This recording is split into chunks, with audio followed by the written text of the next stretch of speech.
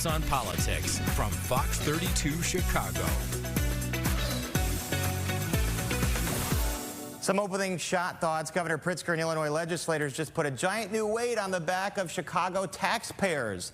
Last Friday, when nobody was looking, they added $11 billion to the tab with one swift stroke of the pen.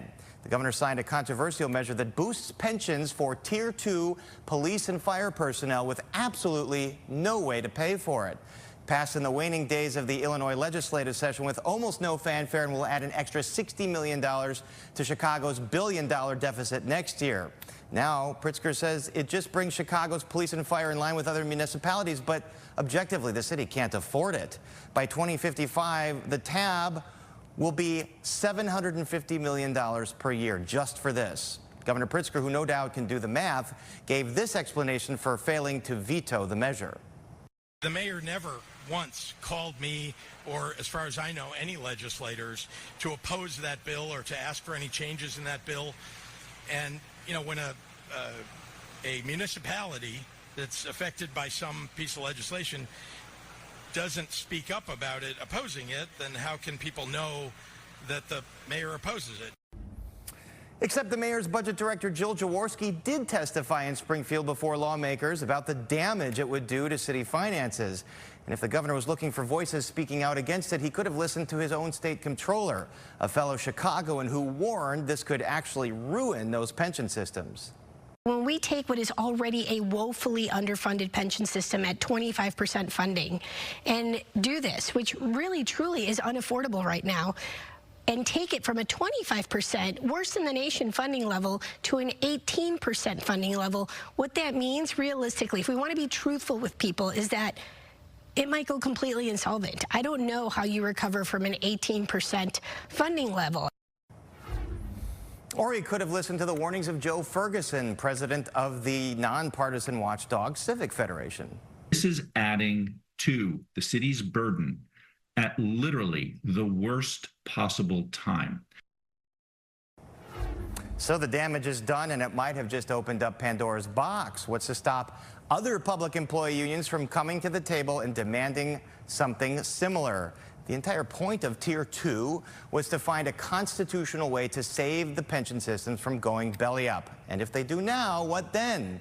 The city by law cannot declare bankruptcy. The only place to turn, you guessed it, higher taxes. $11 billion worth. $11 billion that won't go to violence reduction, by the way, repairing city streets, or any other services that could improve the lives of Chicagoans.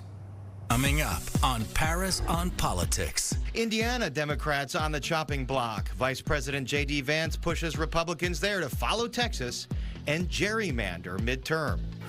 It's suburban Chicago's turn to pay higher rates. Residents sound off on Nicor's massive proposed gas increases. And puppy peril, what Chicago alders plan to do about the overcrowding at animal care and control as officials there sound the alarm. This is Paris on Politics from Fox 32 Chicago. Welcome to Paris on Politics. Texas Republicans are upping the ante today on the missing Democrats. A U.S. senator says the FBI now is going to get involved in finding the lawmakers that are hiding out here in Chicago and elsewhere to block a controversial remap vote there. But can the FBI actually take action? This is a lot of grandstanding by the Trump administration, by John Cornyn, by Governor Abbott. Governor Pritzker dismissing today's threat says a lot of hot air on the part of politicians trying to appeal to the MAGA base. This morning, Texas Republican Senator John Cornyn issued a press release saying, quote, "I am proud to announce that Director Kash Patel has approved my request for the FBI to assist state and local law enforcement in locating runaway Texas House Democrats." All that he has said, Cornyn, is that the FBI has been authorized to locate the Texas House Democrats. Nothing more. And you know why? Because there is no federal law that allows them to arrest Texas Democrats who are here visiting the state of Illinois. The coalition of Texas Democrats is on day 5 of its exile in Illinois. Thus far, they've successfully thwarted the legislature's attempt to move forward on a controversial remap proposal that could net Republicans 5 additional seats in Congress by the time the midterm elections come around. Cornyn himself is locked in a bitter primary re-election battle with Texas Attorney General Ken Paxton, who has vowed to, quote, hunt down the missing Democrats.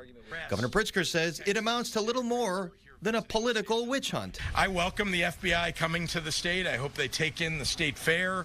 I hope they go see the beauty of Lake Michigan. Yeah, adventure awaits. Certainly has been an adventure, and joining us now is Texas State Representative Gina Inosa, a Democrat from Austin, who is part of the delegation here in Chicago. Representative, thanks for joining us. Is it your understanding that the FBI can legally take any action here? No, in the United States of America, we do not surveil our political opponents. This is acting outside the bounds of the law. It is lawlessness, and it is a repeated pattern of what we are hearing from Trump, what we are hearing from Texas Republicans. And in some of those things you've heard from Texas Governor Greg Abbott and the Attorney General Ken Paxton is they're going to vacate your jobs. They're going to, obviously, you're being fined $500 a day. Where do all those threats stand right now? Will there be action taken on some of that? More lawlessness. Remember, we have civil warrants for our arrest. We did not violate any criminal laws. We have broken quorum, which means we denied our presence, and so they don't have 100 members on the floor of the Texas House to proceed with the bill. Texas legislators have been breaking quorum for 150 years.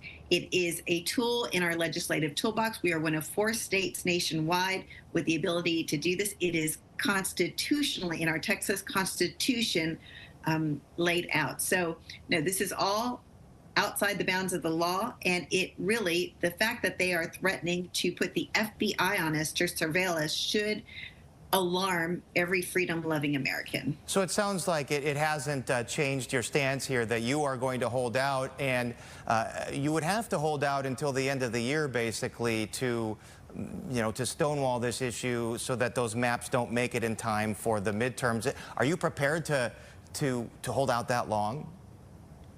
Let me say this. We broke quorum before in 2021.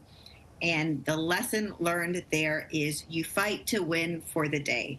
We could not have known that our quorum break then would be so wildly successful and Republicans would gut their own anti-voter bill and remove the most egregious provisions that had inspired our quorum break to begin with, because all the attention shamed them into removing those parts of the bill. Same here. That's the lesson from 2021. We fight to win today. There's an Ann Richards saying, our former wonderful governor, it went like this: the here and now is all we have, and if we play it right, it's all we need. We take it day by day. So it's a day-by-day situation. The Attorney General has mentioned investigating where some of the funding is coming from to help pay those fines, to help pay some of the logistical costs. $500 a day, that's going to add up to a lot of money. How is all that being paid for? Well, it's being paid for by our Democratic caucus, but it is rich for the Attorney General in Texas, the most corrupt Attorney General in the entire history of our state, to allege corruption for simple fundraising during this quorum break. And we should note that he is running for Senate, and he has had problems. He was impeached for his corruption, and he survived that. All right, Representative Inosa from Texas here in Illinois with us. Well, at least hope you're enjoying the humid and hot weather here this summer. Thanks for joining us. Thank you. And now Indiana is joining the fray. Today, Vice President J.D. Vance flew to the state capital, Indianapolis, to meet with Republican Governor Mike Braun about redistricting the state's 2 congressional Democrats out of their jobs in an attempt to gain more seats in the 2026 midterms, just like Texas. And joining us now is Indiana State Representative Carolyn Jackson, who is a Democrat from right here over the border in Hammond, Indiana. Thanks for joining us, Representative Jackson. So you're fresh off of protesting in the Capitol down there today. What is your understanding of what happened in that meeting with the Vice President and the Governor?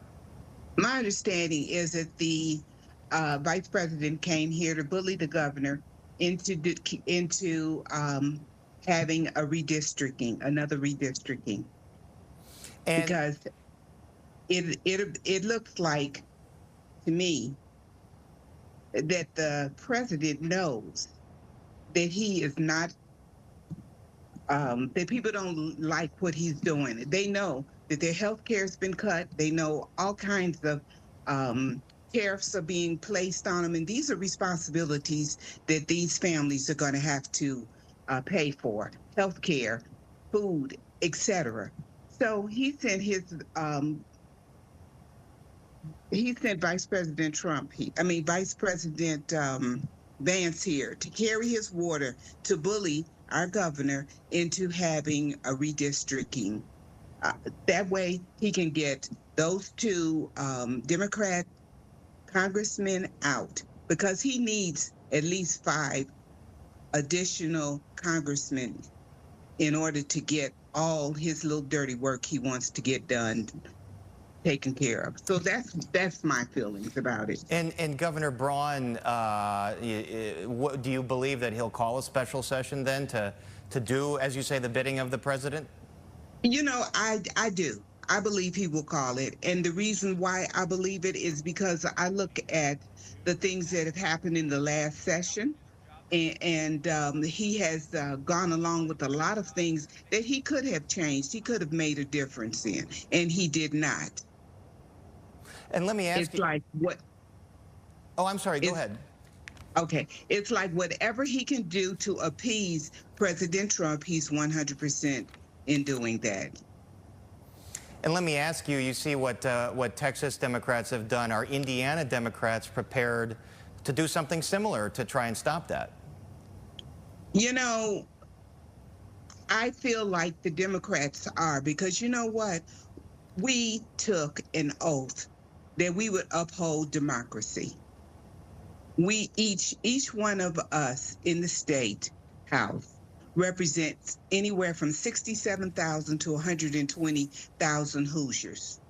We hear what they're going through. We receive the phone calls. We know that they are suffering Medicaid cuts, and the list goes on. So yes, we took an oath to do what is right, what is just, and what is fair, and that's what we will do. All right, State Representative Carolyn Jackson from right over here in Hammond, Indiana. Thanks for being with us. We should mention we did invite the Republican caucus. We did not hear back from them, but we do appreciate you joining us, and we will keep following this. Thanks again. Thank you. And when we come back, suburbanites paying higher rates for their gas. Why and what can they do about it? Stay tuned. Welcome back. It's not just Chicagoans cringing about higher utility rates. Suburbanites are getting whacked too. Nicor, which supplies gas for most of Chicago's suburbs, is getting ready for a record rate hike. Residents have a chance to sound off at a public hearing in Elgin this evening, and that is where Jim Chilson of the Citizens Utility Board joins me. Hey, Jim, good to talk to you. So we're talking about a $314 million total rate hike for all the suburban gas payers. As the train goes by behind you. What does that mean for the average bill? Absolutely, it's actually higher. It's $316.5 million. As you said, the largest gas rate hike that would be in Illinois history. It would set customers back by more than $90 a year on average. But the thing is, this company has already gotten 4 rate hikes in less than a decade, worth $747 million. They've raised delivery rates by 114%. They've more than doubled those rates. So we're saying, you know, this is unjust, it's unreasonable, and consumer advocates like the Illinois Attorney General's office, like Cub, say it's at least double what the company can possibly justify. So we're hoping to slash this rate hike. Well, we did ask for a statement from Nicor. We have yet to receive it, but what is their justification? Yeah. Well, what they usually say is they need to upgrade the system, but unfortunately, you know, the company is going for an outrageous 10.35% return on equity or profit rate for shareholders, and that kind of exposes, that this is a bald-faced attempt to just increase profits for shareholders. That's what we say. And so we're hoping to slash this rate hike. In recent years, customers of Nicor have been treated like an ATM by the utility. And, enough is enough, and we're hoping that the ICC hears from consumers tonight and slashes that rate hike. Seems to be a pattern here with the utilities across Chicago and the suburbs. And you're out at this Absolutely. hearing. Some of the Illinois Commerce Commission members will be there to listen to some of the residents and groups. What recourse do ratepayers have right now? Well, there's always, of course, and consumers already know this, they're calling in all the time and saying, I'm practicing energy efficiency, I'm doing everything I can, and the gas company keeps raising my darn rates. And so, I think there is strength in numbers. There are a lot of good groups working on this case trying to slash this rate hike, and I think people can go to cubactioncenter.com. If you can't make it to this public forum, go to cubactioncenter.com, sign a petition. You can file a public comment with the Illinois Commerce Commission. It is so important that the Illinois Commerce Commission hear from real people, that real people are being impacted by this. All right, Nicor, record rate hike. Residents out at a hearing to voice their concerns about it, and you're with them. Jim Chilson from CUB, Citizens Utility Board. Thanks for joining us. Thank you, Paris. And up next, a funding crisis at the city's animal shelter. We're talking to the alderperson calling for action. Welcome back. Hey, in the time we were gone, we did receive a statement from Nicor Gas saying they're looking forward to this meeting that they had tonight in Elgin to face the ratepayers. They said, quote, these investments will strengthen our ability to safely, reliably, and affordably meet the current and future demands of our 2.3 million customers. That's from Nicor. All right. Well, if you're thinking about bringing home a new dog or cat, Chicago officials would like you to consider adopting. And now, more than ever, animal care and control is at a crisis point with a glut of animals looking for new homes and not enough folks to adopt.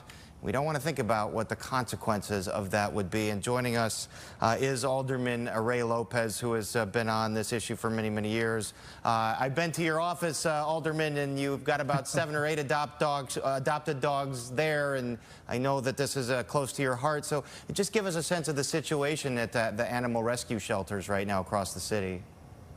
Yes, Paris, my rescue dogs are underneath the desk right now, but the situation is very grim at Animal Care and Control because we have seen record numbers of owner surrenders, animal strays, and other things brought to the shelter.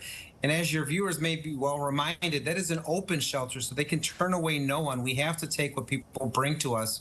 But unfortunately, the numbers are just simply unsustainable for what we have available to us in terms of the lives and the live outcomes that we can manifest there at the animal shelter.